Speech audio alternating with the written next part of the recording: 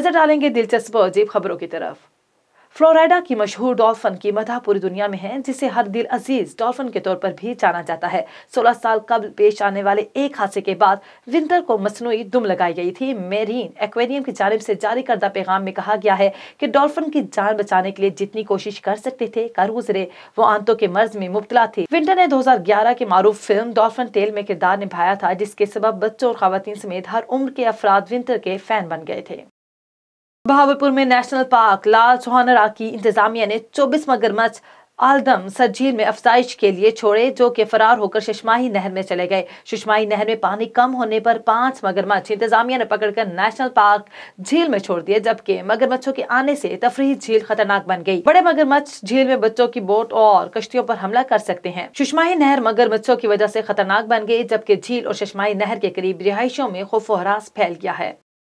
मिस्र में शोहर ने अपनी बीवी को बगैर मेकअप देखकर तलाक देने का फैसला कर लिया। मीडिया रिपोर्ट के मुताबिक शोहर ने फेसबुक पर दोस्ती के बाद खातून से शादी की, ताहम शादी के 1 माह तक बीवी को बगैर मेकअप के देखकर तलाक देने के लिए अदालत में दरखास्त दायर कर दी। मिस्री शहरी का कहना था कि मैं शादी के बाद हैरान रह गया, क्योंकि मेरी बीवी वैसी नहीं लगी जिससे मैंने शादी से पहले मिला था।